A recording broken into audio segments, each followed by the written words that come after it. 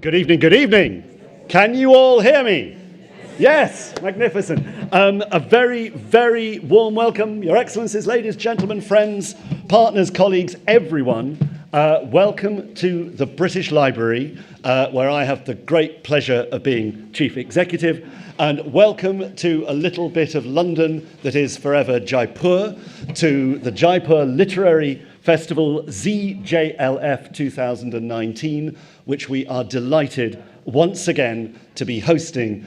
This collaboration, partnership, friendship, whatever you want to call it, it could not be more apt for us here. We are, as I hope some or many of you know, not just a centre of literature, of ideas, of encounters, and of conversation, but also, as some of you will know, one of the world's great collections of books, manuscripts, archives, scholarship, research, creativity, about relating to and around South Asia and India. And we hope that those of you who haven't yet explored the collections here will be inspired and have a chance during your visit over this weekend. So the fit could not be closer. And I think it was, 3-4 years ago, but as soon as Sanjoy and I got together over what I remember as a cup of tea, and he seems to say was a glass of wine, or some blend of the two, the penny dropped immediately that this would be a wonderful location for this great, great touring festival to find its home each year in this city. And it has, in the best possible way, been growing ever since. This year's programme is richer than ever. My duty is simply to thank and congratulate all the supporters of this venture, all the teams who have put it together, from Teamwork Arts, British Library and beyond, notably the co-architects of the whole thing, Namita, Gokhale and Willie Dalrymple, and, without further ado, the person I'm about to welcome to the stage to introduce proceedings properly, the Managing Director of Teamwork Arts, Sanjoy Roy. Sanjoy.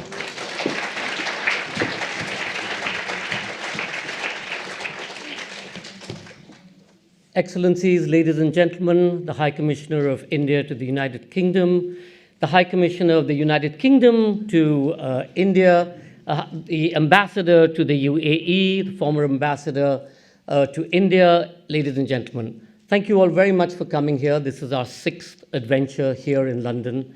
The British Library, Roly, his colleagues, Jamie, Conrad, John, have been incredible partners and really welcomed us here with open arms.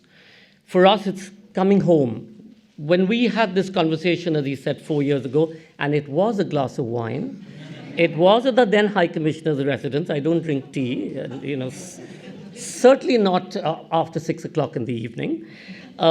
We decided to make this plot, and the plot has been very successful, as most plots are.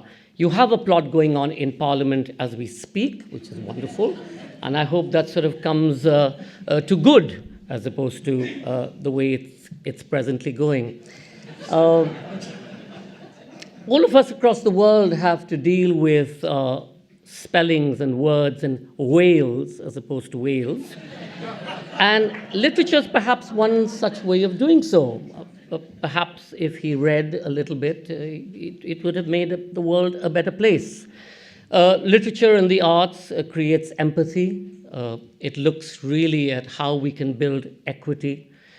And in a really growing world where there's more divisiveness and there's majoritism, as we can all see around us, then we, and I say this larger we, hoping that many of you who read and stand for literature and for words and for thought, and for everything that humanity stands for, we must stand together and we must make our words heard, perhaps louder than those shrill voices that today cut through the dead of the night and take over our brains and minds. Yeah, yeah.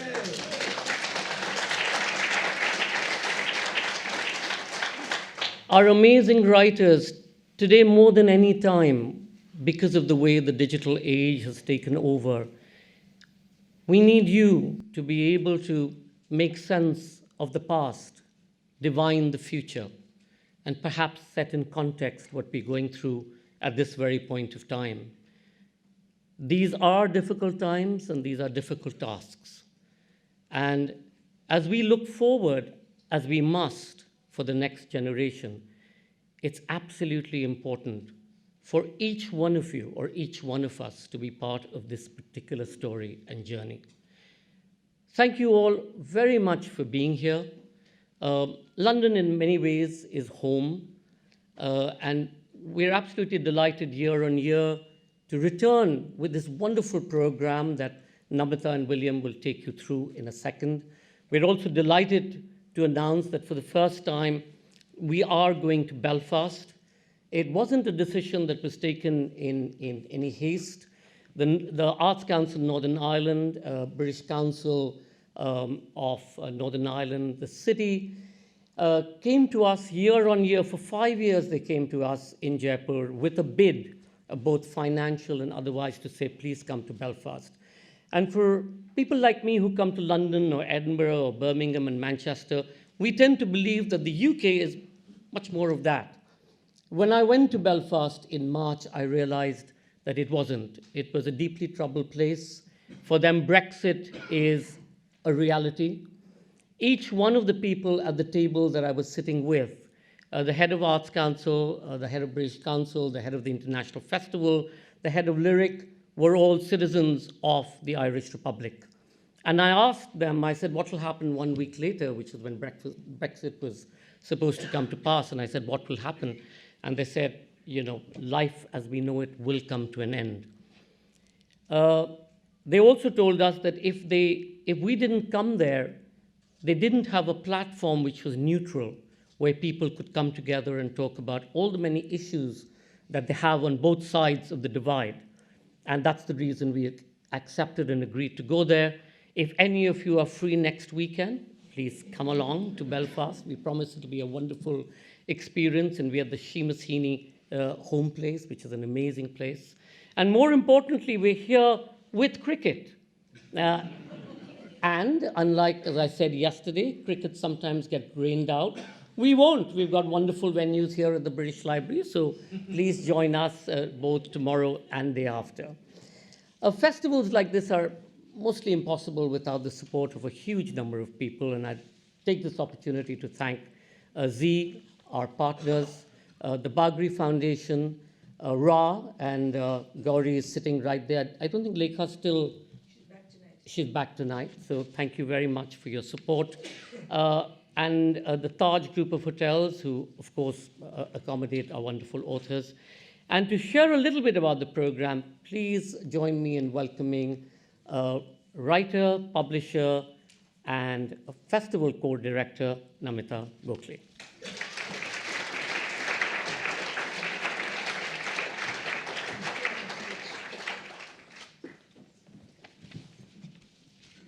So we return for the 6th year. It's always a special joy to be here at the British Library, this unparalleled repository of knowledge. I'm a college dropout, and it means something to me to be here among all these books, memory, archives, shared scholarship, which inspire the creative mind. I'd like to begin with a tribute to the late Girish Karnad, who was a great friend of the festival, who left us last week and had contributed so vitally to literature, theatre, cinema, and all the arts. Girish was a director of the Nehru Centre in London from 2000 to 2003. And there are many in the audience who will remember his years here and all that he did to connect people and ideas. He was with us at the festival till the very end. The Jaipur Festival, the largest free festival in the world, silence. The Jaipur Festival is the largest free festival in the world. It's a place where India thinks aloud, argues with itself, listens to itself. It is plural, diverse, multilingual. We're a young festival, and it's unbelievable that 60% of our audiences are below the age of 25. I don't know how many of you are under the age of 25, but it's something transformative happening in the largest democracy in the world that they come to hear writers.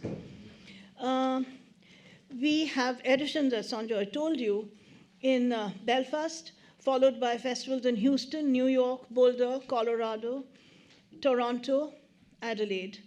And there's a joyous spontaneity, a democratic spirit, and extremely rigorous programming, which are the authentic hallmark of this festival, which carry audiences to us wherever we go, absolutely transforming the perception of South Asian writing around the world. I'll just tell you a bit, I'll read out a little bit about the sessions in case I skip some of the notes I've made.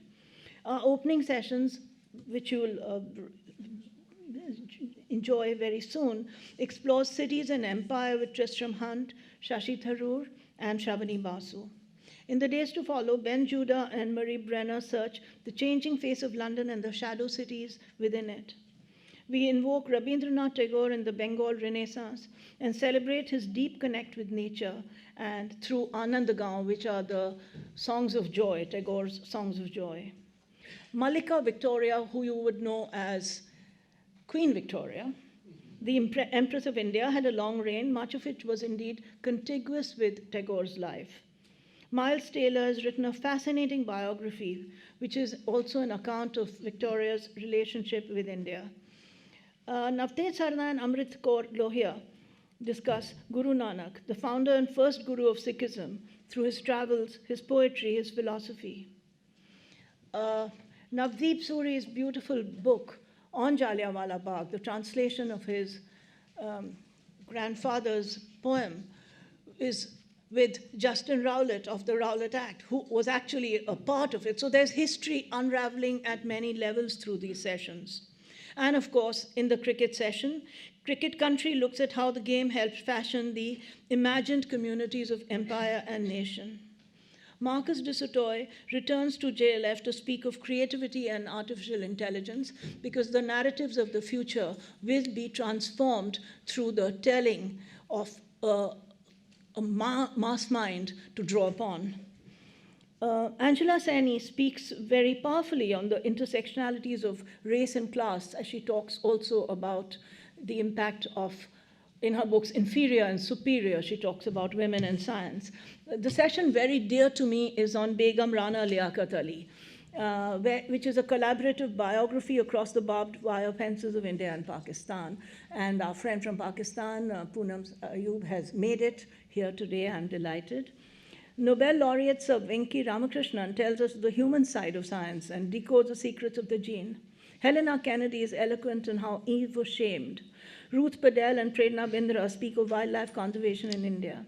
And the elections, of course. How can we forget the recent elections, which will be dissected, debated in the dance of democracy. And last but not least, we are proud to announce the RA Award, the Ra Award for debut writing for Tasha Suri's outstanding fantasy novel, Empire of Stan. So that's it. Literature is an infectious form of magic. Our keynote speaker in 2013, the great writer Mahashweta Devi, declared that the right to dream should be the most fundamental human right. And this June, we look forward to celebrating the dreaming mind with you tomorrow, day after today. Thank you.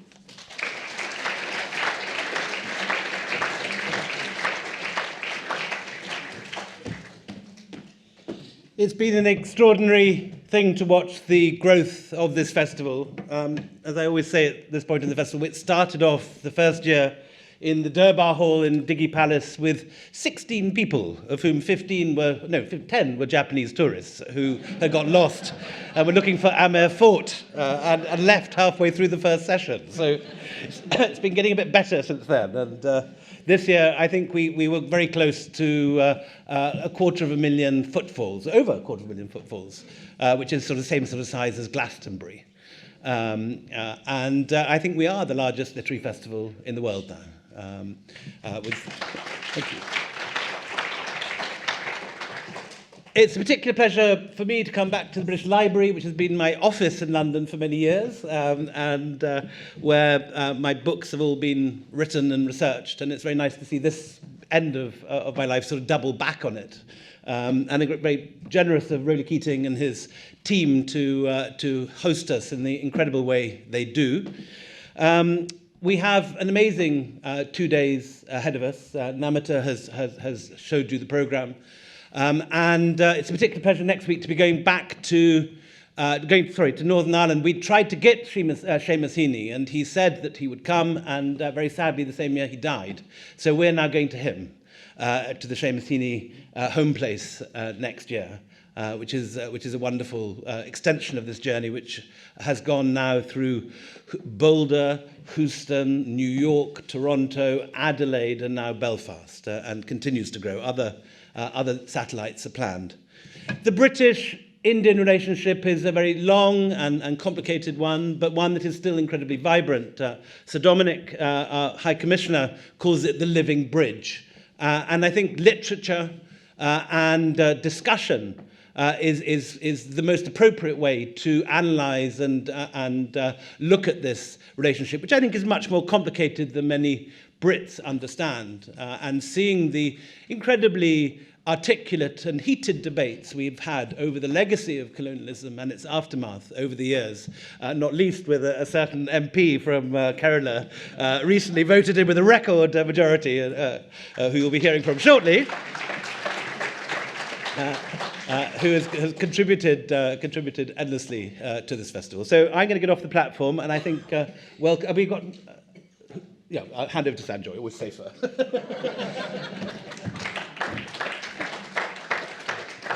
So between the three of us, Willie is Bhaiya, Namita is Auntie, and I'm the neutral one. And invariably, it's Auntie who sort of reprimands Bhaiya and me, but she does most of the heavy lifting.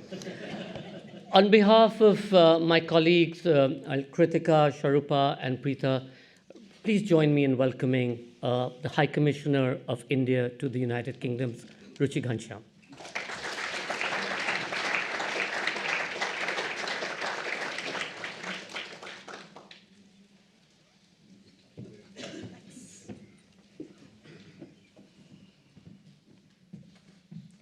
Thank you so much, Sanjay.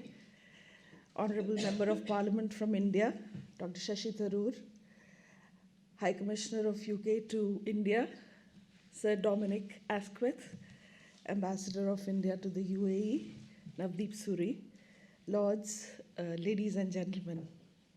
I must say that it is a little intimidating to have to speak in front of people whose life's work and business is words. I don't know if I can find the words which can excite or entertain people who make it a life's passion to use words to excite the rest of us. But before I say anything else, I have to say that Sanjay's views are his own. At 6 p.m. in my house, Sanjay, we drink tea.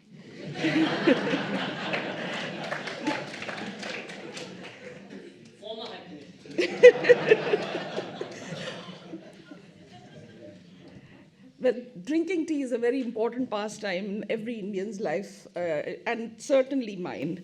But anyway, coming to this festival, I am really delighted that we have the British Library as home to this festival.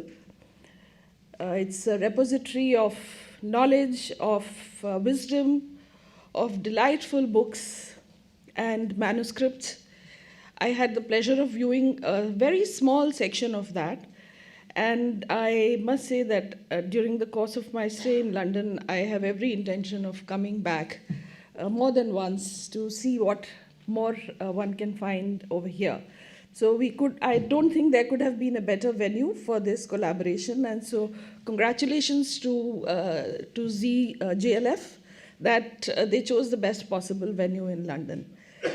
I'm also very happy that at the Nehru Center tomorrow we have this program on Tagore and the Bengal Renaissance, and there would be Rabindra Sangeet by Mrs. Reba Som. That would be, I think, a very good introduction or a good part of this festival. Namita started with paying tribute to Girish Karnad, and we are also trying to do later at the month at the Nehru Center a book reading of works by Girish Karnad, and I would be happy if those of you who are in London would join for that. The details would be available on our website. Now, I think I have said all the important things that I had to say. So let me start about books. Books are really our window into the world. I grew up in a small town for part of my life in central India and part of my life in North India at a time when there was no television. And I had never been on an aeroplane. I had only ridden trains from one part of India to the other, and I had never even visited the south of India. Yet I never felt deprived of knowledge or understanding about what the rest of the world was like. And at times I remember I would talk to people so knowledgeably, quote unquote knowledgeably, about other parts of the world that I had never visited, that people would even ask me, have you ever lived there? Because you seem to know so much about it. And where was that knowledge coming from? It was coming from books. Not serious books, but storybooks. Storybooks written by writers in different parts of the world that we read as children to understand, just to have fun, but at the same time, in the process, we imbibed so much about the life and the culture of that place at that particular point of time that it almost became a reality even without ever having seen it. When we read Pride and Prejudice, we don't read just an interesting story. Of course, it is an interesting story, but it is also our window into the times that that book was set in. It tells us about the values of the people, their lives, the kind of clothes they wore, the kind of language they spoke, information which we may otherwise have never access to. Of course, reading books was the only window to the world before television rudely interrupted our lives and arrived in our living rooms. But even television cannot do without books, because somebody has to write the stories which they then show. So books are a really important window into the world, especially the past, a very important source of history. But books are also our windows into the world of today.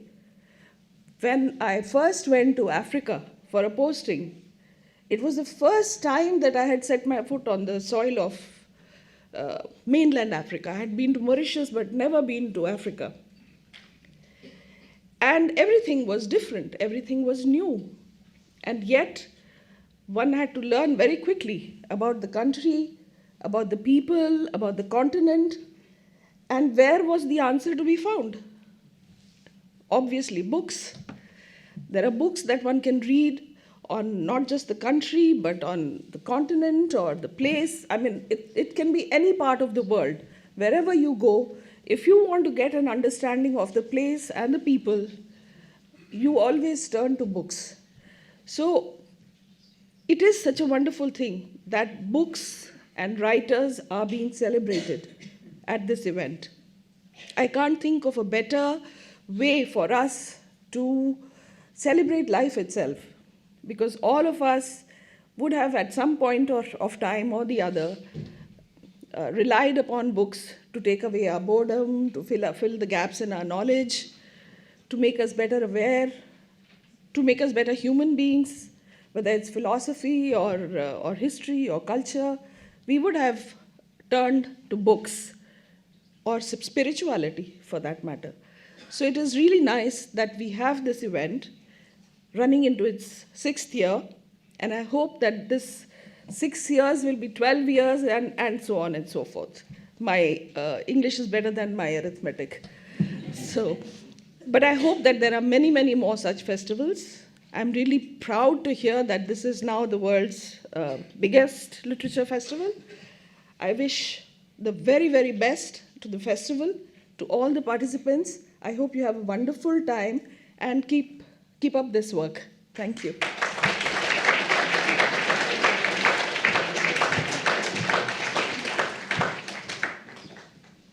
Thank you very much, High Commissioner. Please join me in thanking our principal partners, Diageo, for keeping us well pickled to cope with these difficult times. And to our world partners, the Aga Khan Foundation, and I think Matt and his colleagues are here. Thank you all very much for your support. Thank you, Dr. Tharoor, and many congratulations for winning your constituency with double or triple? 7 times. 7 times the number of votes that he got. Somebody asked me at the reception, but how did he withstand the wave? I said, he's a world citizen. He's a citizen of the world. Congratulations. Please welcome on stage Shrabani Basum, Tristam, and Dr. Shashi Tharoor, and over to Humaira, who's going to introduce the session. Thank you all very much.